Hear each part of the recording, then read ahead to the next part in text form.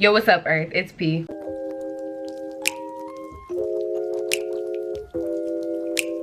Hold up, wait a minute, all good just a week ago. Crew at my house, and we party every weekend. So on the radio, that's my favorite song. Make me bounce around like I don't know, like I won't be here long. Now the thrill is gone. Before we get started, I'd like to give a very warm and gracious thank you to everyone who has supported and bought any Nightmare clothing hoodies. I'm currently in our Napa hoodie. It has the same inside material as the light purple one that everybody and their mother wants. I was very nervous starting the whole process, but at the same time, once I got started, I was getting a lot of great feedback, and I'm really grateful for that. So yes, be sure to shop thenightmareclothing.com. We have 6 dope different colors. We got red, we got pink, white, black, blue, purple. What more do you need? And if you do purchase a Nightmare hoodie, be sure to post and tag us at the Nightmare Clothing. And yeah, today's video is a little deeper. I'm quitting YouTube. I'm gonna be explaining why while I do a vision board. You guys may not know this about me, but I am a little bit into like manifestation. So a vision board is right up my alley because I love to be able to actually vision like my future goals. I cut out a bunch of pictures that I'm gonna be putting on my vision board. I asked my Instagram if they had any questions about being a small YouTuber or a YouTuber in general, and they replied. So we're gonna be answering that while I do my vision board, while I also just explain like just the struggles of being a YouTuber. The first question I got asked is, what keeps you motivated? I'd like to start off by saying that I never did YouTube for everybody else. Like when I first started YouTube, it was definitely for me. I love the feeling of creating. I love the feeling of being able to produce content that I had control over. I got to make projects. When I first started on YouTube, I made a lot of sketch videos. That was like my thing. That's what I wanted to do. My inspiration was like Liza Koshy. I wanted to be Liza Koshy big, and yeah, that's just that. So in the long run, what keeps me motivated is myself and my love of creating and producing content that I not only love, but a handful of people also love. The next question I was asked is it hard to stay motivated even though you don't have a lot of subscribers yet or your goals? So like I said before, I've always done YouTube for solely myself, so it's not necessarily hard to stay motivated. You know, like with the lack of subscribers, yeah, in a way it is harder because people will be like, oh no, yeah, like I don't do it for the subscribers, I don't do it for the money. Like half of them do it for the money, for sure. The people who say it's not about subscribers, at the end of the day, you want your content to be seen. So the more subscribers that you gain and earn, the more people will see your work and the more you'll be recognized for things you worked really hard for. So in some ways, yes, it's a little less motivating because I work really hard on my videos. I edit them down to a T. I spend hours on them. I think of ideas and plans and spend money on these videos to not get the feedback that I necessarily wanted back. And I'm not one of those people who expect to go viral, like at all. If I would have went viral, it should have happened a long time ago. And at this point, I'm just working to get to as if I went viral. I want that support that you get once you go viral, if that makes sense. I know that one day, as long as I keep working, the subscribers will come, and that's just something I have to keep waiting for. Fame can happen overnight for some people and it can't for others. It's a lot about YouTube algorithm. It's a lot about social media algorithm, your consistency, the type of content that you're creating. Like, is it relevant? Is it trending? As far as my goals, it hasn't stopped me from trying to reach my goals. Like once or twice, or I've been asked, do you think that like YouTube is really for you? Like, you've been trying for so long, type of thing. Maybe YouTube specifically isn't for me, but definitely creating content and having people love it is for me. So that's why I stay on YouTube, because it's one of the platforms that they almost allow you as much creative freedom as possible, except when they don't. But it's one of the only platforms out right now that has such a good reputation that I would stay on it. I need a trash can. I should have got a trash can. Should I just throw it on the floor? No, because then I gotta clean it up. What is the hardest part about being a small YouTuber? There's a lot of hard parts about being a small YouTuber. The first one being, it is really, really hard to get videos that you worked so hard on, so long on, noticed. Normally, those videos are the ones that do the worst compared to the videos that you just kind of threw together last minute or didn't spend as much time on or put as much thought into, and that just really, really sucks. Like, really, really sucks. I could legit make a whole documentary and I get less views than this video. It's really frustrating as a creator who really likes to create content and wants her content to be seen. I'm not gonna lie to you and say that I don't want my content to be seen. That's stupid. Why would I want my content to be seen? When people see your content, it creates way more opportunities for you. It's even harder for the amount of time that you're a small YouTuber. So I think it says that I've been on YouTube since like 2012, but that was just like a random video me and my mom uploaded. I like that old time rock and roll. Don't try to take me to a disco. You never even get me on the floor. Go, girl. I think I really started to like post actual YouTube videos in, what year was I in middle school? Like 8th grade. 8th grade is when I really started. I'm a junior. I'm sorry. I'm a senior now. Hey guys, it's Perris, and today I'm going to be showing you my facial cleaning routine, which involves like brushing my teeth and how I keep my face clean and clear, and even what I put on my lips at night to make sure they stay all nice and fresh. And I hope you guys enjoy this video. So let's get into it. I believe that, oh snap, I almost messed up. In a lot of ways, it's really helpful that I've been a YouTuber since I was in 8th grade. But at the same time, when I was a YouTuber in 8th grade, I wasn't making the same type of content that I am now. And I'm definitely growing more than I was. Getting over that first 1,000 is extremely difficult, especially for me right now, because YouTube algorithm hates me. It really does. I've never had a video go like any type of viral. I've never had a video like really get in on the YouTube algorithm. I have a couple of really popular videos. I think the highest that they go is like 4K maybe. That's pushing it. But at the end of the day, you just have to keep trying, because there's no secret to getting on the YouTube algorithm. You just sometimes get really lucky, or you get really not lucky. Nobody knows exactly what makes YouTube algorithm love your video. YouTube algorithm simplified: click, watch, engage. So for click, it says, will someone click on your video? Watch, will someone actually watch your video? And engage, will that person send YouTube positive signals that they enjoyed your video? That's why I have to remind you guys to thumbs up my videos and subscribe. Maybe they'll keep watching it, but YouTube can't tell if you like it or not, or you're just like looking around. So you have to ultimately say, okay, YouTube, like this is what I like, send this to other people. So liking videos is really important, especially for small YouTubers. So if you have a small YouTuber that you really want to support, liking, subscribing, sharing their videos is really, really helpful, and it's something that they can't do on their own. I can't grow my channel necessarily by myself. I can grow as a person, I can grow as a content creator, but as far as actually getting those subscribers and getting those views and whatnot, like that's all up to you guys' help. I feel like that was not proper grammar. That's all up to you guys' help. I need you guys' help immensely when it comes to trying to grow my YouTube channel. If you want to see me succeed, if you want to help me out, if you want to give me the opportunities that you think that I deserve, like this video.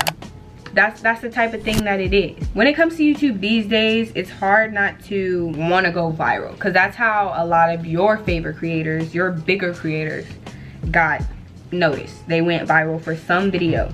One of their videos hit the jackpot, and that's how it works. That's how it works on YouTube.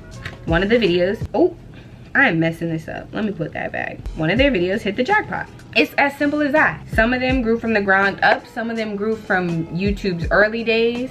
But when you're in this generation, everybody is trying to be some kind of YouTube superstar, and it's really hard for those people who have been trying for so long, because now you got all of these TikTokers and Instagram stars who want to create content for the extra money, for the extra attention kind of. And for me, I really just want a lot more opportunities to be able to open up for me. And of course, I'm trying to make some money off of it. Like, that's, who doesn't want to make money off of something that they love? I love to create content, and I would take that money and be able to create even better content. Like, what the heck? I should have put that one on top. I'm kind of mad about this one. Another difficult part about being a small YouTuber is definitely the type of content that you produce. 100% of the time when I post a video, it's because I wanted to post a video. If I'm not posting that week, it's because I didn't feel the energy that I wanted to feel when I was filming. I didn't like the way that the video came out. I will never give you guys bad content, like, on purpose. I won't give it to you on purpose. And being a small YouTuber, it almost limits you to what you can create, because if you're creating such out-of-the-box content, unless that's literally what your channel is based around, it's hard for you to hit the YouTube algorithm, because those titles, those types of videos aren't being searched. And unless you hit the YouTube jackpot, which is kind of rare, a little bit rarer than you think, you're almost restricted to a certain type of content, just content that people will always look up. Even if you want to like create content that people don't look up, you want to do something new and different, you have to kind of wait for it almost. You have to wait till you get some kind of following going. I feel like right now I think it's 560 something subscribers right now, and I stick to certain like YouTube terms, but I also branch out once in a while, and those videos don't do as well. But those are also videos that I love to create and I love to produce, and at the time that's what I wanted to do, so I'm gonna post them regardless of if YouTube wants to show them off or not. The next question I was asked is, what made you start YouTube and who do you want to collab with? My YouTube journey is kind of funny, just a little bit, just a teeny bit funny. It's probably not funny. Anyway, so me, Alicia, Lauren started a YouTube channel called The Cali Gymnast 3.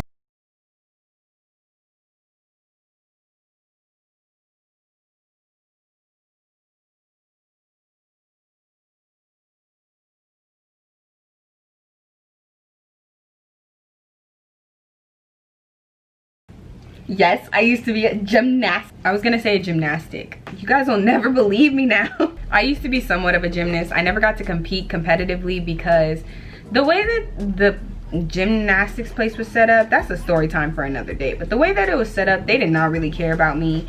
And honestly, I learned more things flipping in the backyard of my school than at paying for those expensive classes. And I didn't even get to start competing because I rolled my ankle and sprained my ankle, and then I quit. I said I'm never getting hurt again. I'm not getting hurt again. And the way that I got hurt was during warm-ups. What more do I need to quit? So with that knowledge of my gymnastics, me, Lauren, and Alicia, we started a channel. It's called The Cali Gymnast 3. Our inspiration was the cheernastics. We all had a day that we were posting whatever gymnastics video we were gonna do. We used to do like the chug-a-jug challenge. Mad corny, but that's what we used to do. At some point, they stopped keeping up with their days that they were supposed to be posting, and I was the only one really keeping up with their own day. So eventually the channel just kind of died, and I asked my mom if I could start my own YouTube channel, which I did. You're looking at it. Started my channel around 8th grade. It was really me and Kaylin. We were like on a YouTube grind that year. We were planning videos to a T, making sure we had all our materials. She was doing like beauty videos. I really want her to come back on YouTube. Like, Kaylin, if you're watching this, please come back on YouTube. We was like tight. And we was making videos and collabs like all the time. I miss those days, low-key. We used to FaceTime and edit together. The good old days. Like I said earlier, I started with sketch videos. I used to do like parodies once in a while. I did like a diss track on Kaylin, but she did one back. We were having fun. To be honest, I don't know what that's what's up. Trying to understand your logic is the real one. Like, huh? Back at it again. My name is Aylin, and I'm coming at you with a new vid. Who cares? Ain't nobody listening to you. But for real, just go ahead and sit down, boo. But wait, who got more subscribers? Who got more Instagram followers? Oh, that second one's you. That's okay, boo. Who gets the likes though? You put me in that state I'm on that nobody feels right though. It It was a friendly diss track. Even videos that looked like they would be normal videos, like a what video was that? I think it was like a back to school supply thing, and it was just weird back to school supplies that I put in there. Like, I think it was like a tortilla or something, and you have to go watch the video. Today's video, as you can probably guess by the title, RIP iPhone users, DIY back to school lunches. But yeah, I'm going into high school, and apparently the lunch is really nasty, so I'm gonna have to start making my own. So I might as well bring you along with me. I'm done talking. Let's get into the video. So first, what I'm gonna start off by making is obviously gonna be some tortilla chips. So you're gonna start off with some flour, and then, you know, you could fry it up in a pan, but what I like to do is breathe on it because my breath is so hot. Oh, see, I told you, it comes with the chip clip and everything. Should I do reacting to my old YouTube videos? Let me know. I was relatively consistent in the 8th grade years, but it was a little harder because sketch videos take more time to produce and think of and create because they're sketch videos, like creating a TV show almost, but you're by yourself. Freshman year rolls around and I take the opportunity to fall off. It's not that I really didn't have any more time, even though that's what I blamed on. It was more I was focusing on my schoolwork. I was starting high school and I didn't really know what to expect, and I joined the track team that year, so my schedule just became different, and I just stopped YouTube up until the beginning of 11th grade, to be honest. I think to myself sometimes, if I would have kept going and not taken that break throughout the years of YouTube, what would have happened? I don't think I would have been creating as good of content that I was now, because I told myself that I would go back on YouTube once I got my car, which I did, because having a car created a lot more opportunities for videos, and it just gave me an excuse to really go back so that I wouldn't just be making videos at home, even though that's what I'm stuck doing right now in quarantine. Here we are, senior year, and I'm producing a lot of content consistently. My channel is growing. I'm getting more opportunities, but I know that I have the opportunity to get more opportunities. The second part to the question was, who would you collab with? If I got the opportunity, I definitely wouldn't mind collabing with Aaliyah Simone, as well as Leah Williams.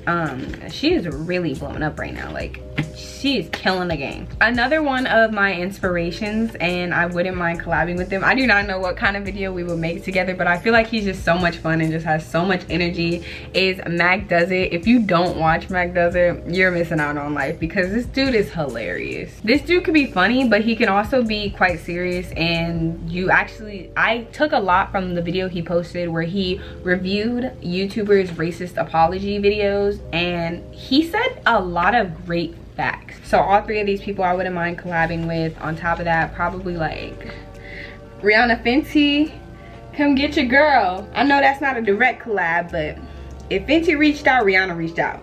That's what that means to me. But that's more like sponsorships and stuff. So my next question is, have your videos gotten monetized? Yes, at one point my videos were monetized. That is before the whole Logan Paul suicide forest scandal. Not only were my videos monetized at one point, but I was actually with the brand Awesomeness TV. What was your latest excitement?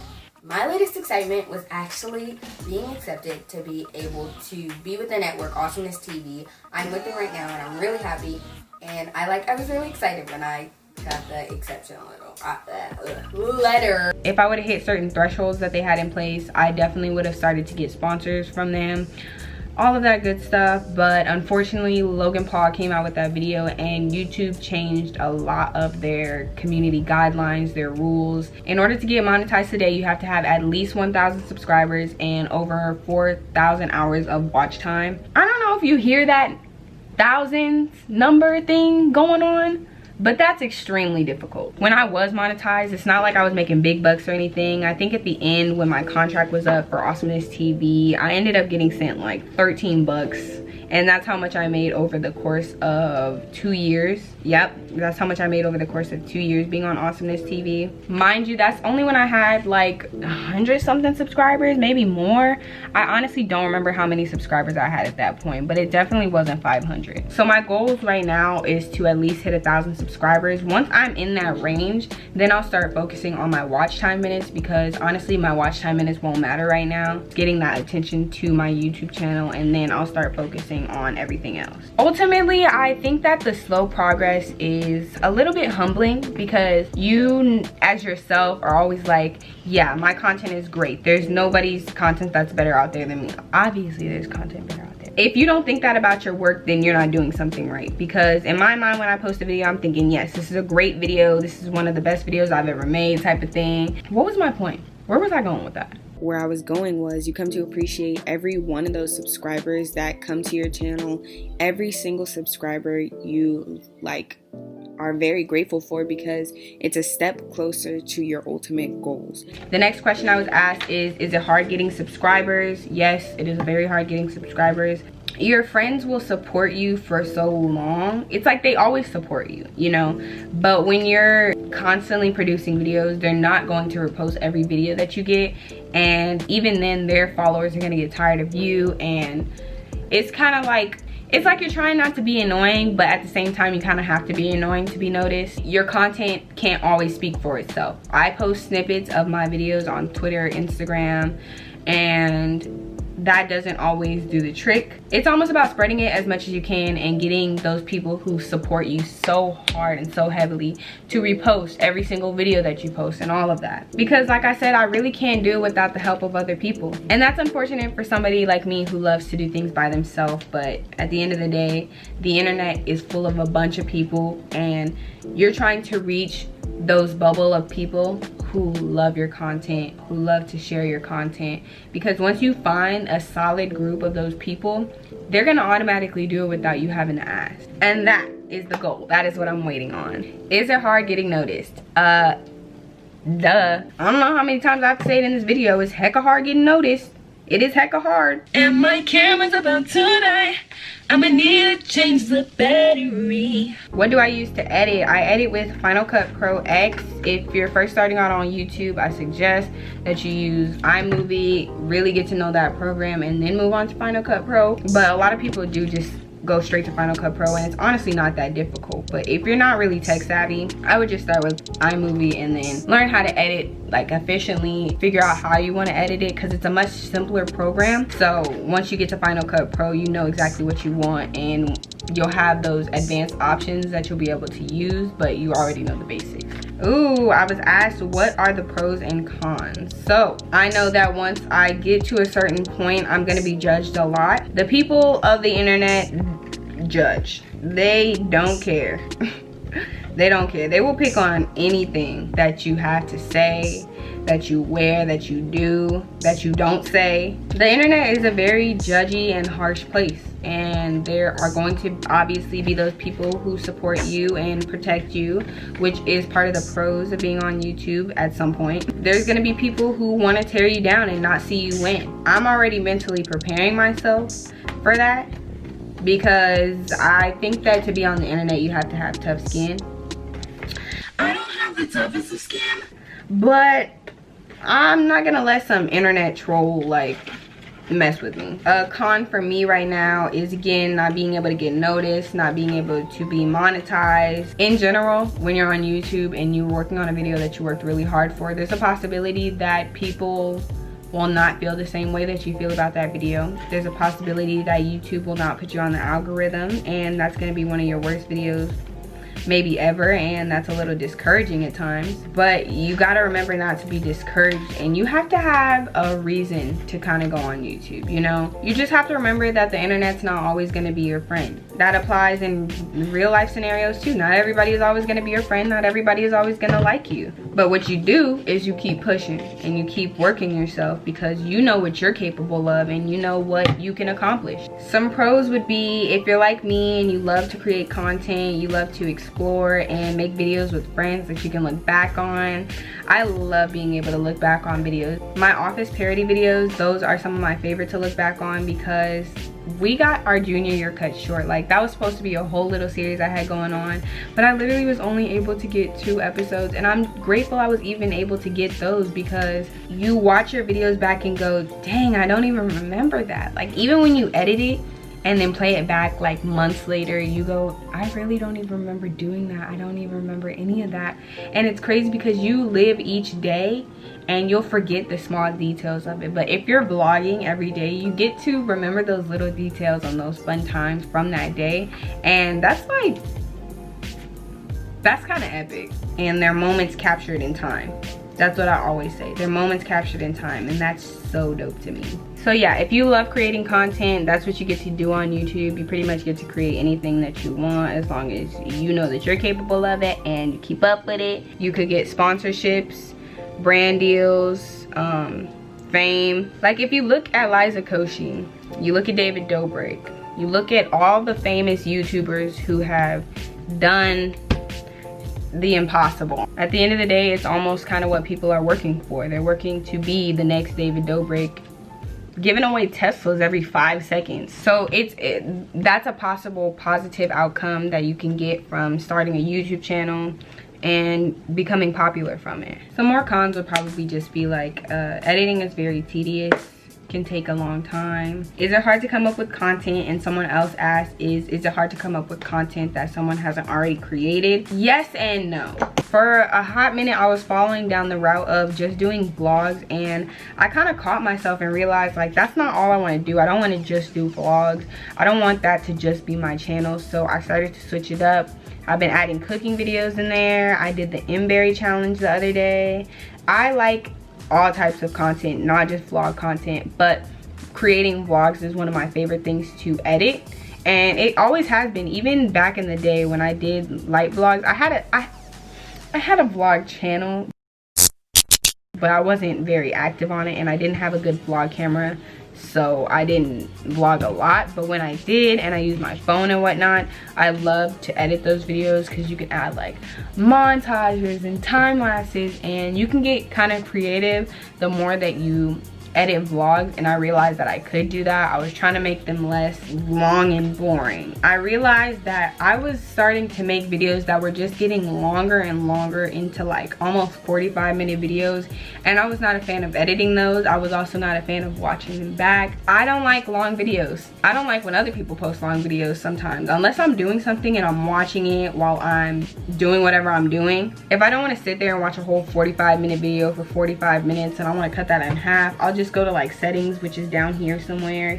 and then time, it's like speed editor or something like that, and then you can just change it. And I normally change it to like 2. My underleg is getting kind of sweaty. I need to scoot to the edge of this chair because I'm not liking it. With that being said, it's not necessarily hard to come up with content, but you don't want to get stuck in the same loop when you get comfortable making content. Once I realized what I was doing with the vlogs, I made a schedule. It's not an exact schedule. I tried to stick to it in the beginning, but it's more about my comfortability with posting and whatnot. But I made a schedule of what I wanted to post, and it made it a lot more clear about what I wanted to put out on my channel, the type of content that I wanted to produce. As far as coming up with content that nobody else has come up with, it's almost like a lot of stuff that you think that you made up for the first time, you didn't. Whether that's because you subconsciously had seen it before, or you thought that it was a whole new brand new idea but somebody else already had the idea first. It's more, are you gonna execute it as well or better than that person did it? About 98% of my videos, I haven't gotten the idea from somewhere else. It just has came to me maybe in the middle of the night, in the middle of the day, while I'm editing a different video, while I'm talking and filming a new video, and I write it down. And if that's the type of video that I want to make, I'm gonna write it down and make it, no matter if somebody has made it or not. Is it hard editing? No, not for me. It's not hard editing. For my sister, it is hard editing. So it kind of depends on who you are as a person, how much you know. But ask my dad, he brags about it all the time. When I was like 3, he taught me how to use a computer, and I haven't stopped since.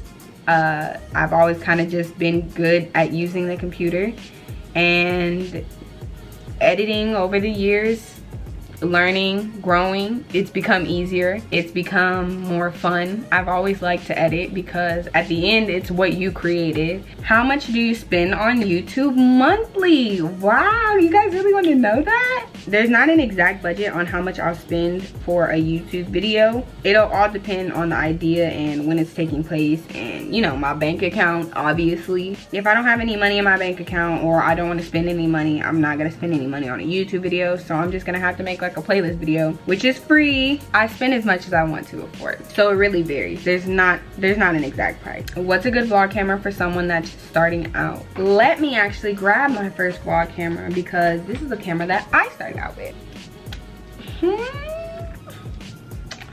Guys, G7X Samsung come through. Just kidding. This is a Samsung NX Mini. This camera is a camera that I started out vlogging with when I really thought that I was gonna get into vlogging in my like 8th grade years. I think I bought it refurbished, so it was about like 200 bucks, 300 bucks maybe. Even when I wasn't vlogging, this was the first camera that I ever really used to even make YouTube videos. My early YouTube videos, this is the camera that I was using on top of my NX300. The problem with the NX300 was that it didn't have a flip up screen, so every time I was recording a video, I would just be looking at this, hoping that it was focused, hoping that I was in frame, like all of that. And then I switched over to this in my years before I was taking a break from YouTube. This camera had and has great quality. It had at least 1080p. You had a flip up screen. The only problem was that it was a little bit difficult when it came to autofocusing. Relatively nice on the lighting situation, but when you're working with the Canon G7X,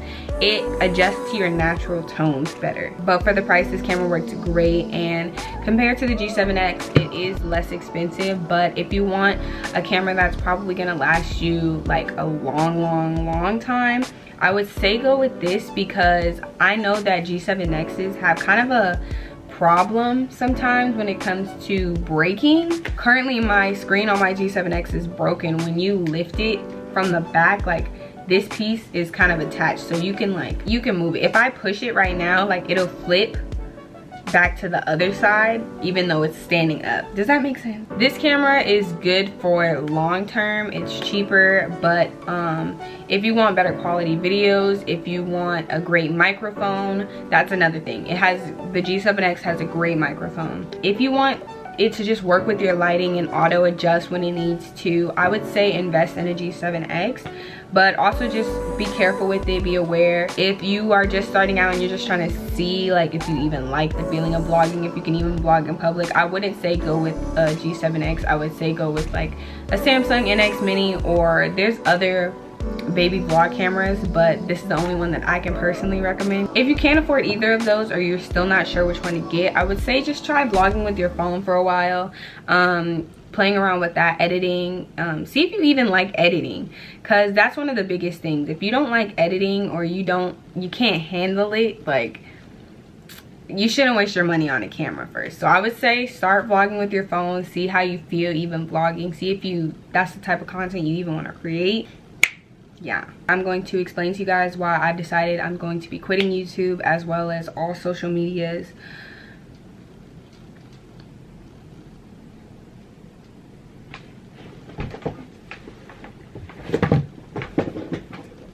Psych! You already know that I'm not quitting. Like, I'm trying to get to 100,000 subscribers here. Honestly, quitting YouTube has never been a thought for me. I know that it is difficult, and there is motivation in the struggle. Just because you ran out of gas today does not mean you can't fill up your tank tomorrow. I can't picture myself not creating YouTube videos anymore. I can't picture myself not being on Instagram. I can't picture any of that. It's something that I like to do. People be like, oh yeah, I'm gonna take a social media break, I'm gonna delete Instagram. No, I love those apps. Those are like life. If I ever quit YouTube, it's gonna be because of something really big, or I'm just gonna not love it anymore. Now, if you'll excuse me, I have a vision board to finish.